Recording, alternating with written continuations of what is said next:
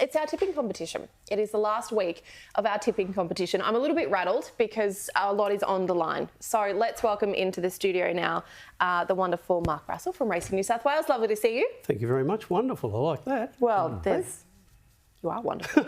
and Shayne O'Cass, how are you, Shayne, from the Daily Telegraph?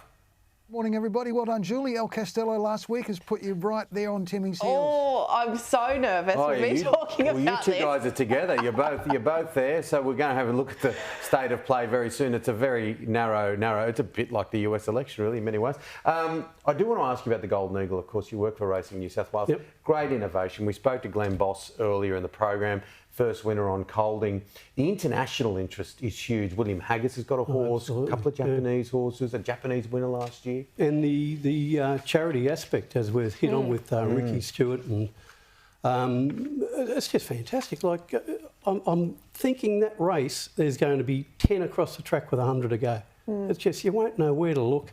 And it's like the Everest, hasn't it just exploded so quickly, these races? So who do you like in the Eagle? I like the French horse. I've seen a few videos. I think she's untapped yet, so we'll see, won't we? What about you, Shayne? Because we've got a capacity field 20 out there at Rosehill. The international contenders we've been talking a lot about, obviously, but also we've got just a great representation locally. What are your takes on this one? Well, when I was looking at the field, when the acceptances came out on Wednesday, what changed so much was the barrier draw, I think, had a real impact on the race, or certainly from a form point of view, because a lot of the favoured horses actually drew pretty wide. Now, obviously, 1,500 at Rosehill, it's a pretty fair start. It's not the Randwick Mile, but it's not a disaster either if you draw wide, as sort of Glenn Boss was saying earlier before. But look, I'm with Brass. I thought this French horse is absolutely outstanding. It's a 6 out of 6.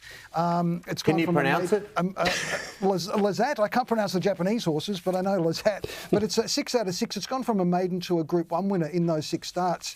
It's unbeaten at 1,500. And that win that Brass is talking about that I watched in France, the Prix Maurice Geist, I mean, that's a fair income Group 1. And this horse just left them standing. So that's not to take anything away from the Japanese horses, because if you go through the record of Japanese horses that have come down to Australia, they've basically won more than they've lost. They won Melbourne Cup, Cox Plate, Caulfield Cup, Golden Eagle. So they are a pretty superior horse to what we've got to offer. But in saying that, you know, we've got some Jolie Stars in the race, NCAP, you know, it's going to be a fantastic race.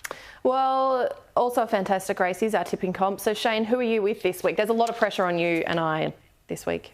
Yeah, well, I'm going to try to hit one out of the park. I've got a 20-to-1 shot in the Four Pillars, which is a $500,000 race today for the provincial horses. This mare's from Kembla.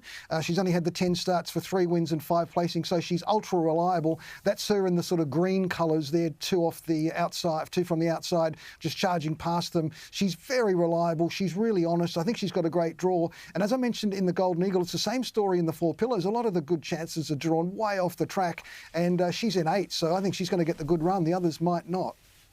Yeah, absolutely. Now, Mark, what about you? Well, you go through the point score. I can't win. But you can't lose. Well, and you lost last year. Yeah, well, I tailed off last year. I think Jared's going to tail off this year, but call me a wuss, but I'm going for an Omen tip, believe it or not. Have a look at this. State of America, race 3 at Rosehill. If that's not the Omen tip of the year, there it is, just powering away here at Randwick. Yep. Now, the horse in the green and black that runs second, he comes out and wins at Hawkesbury.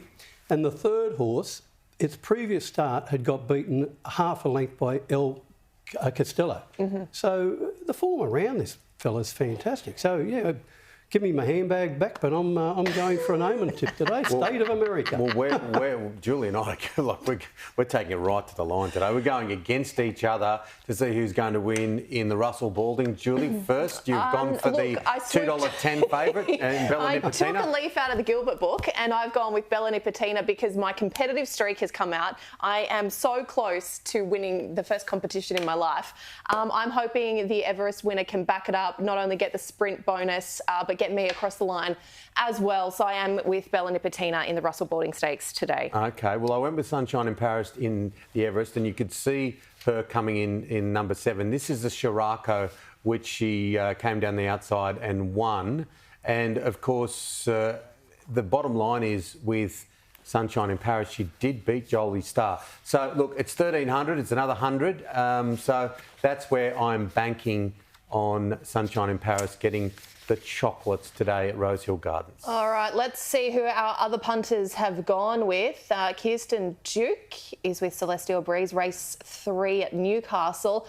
Nick Burney, he's gone with the Japanese horse Ascoli Pisenko in the Golden Eagle. Julianne Horseman from Kembla Grange is with Ambassadorial. Race 3, number 5 at Rosehill.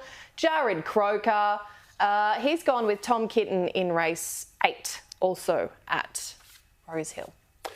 But for Jared, it doesn't really matter too much because he can't do much from here. He had so many great wins, such a great goal kicker. But his tipping hasn't been his strong suit.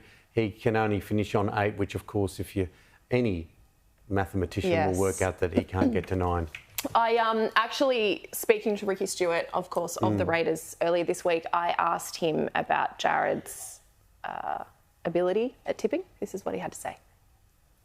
He would be like my football tipping competition. If you're going to follow Jared or myself with our tips, you're not going to make a lot of money.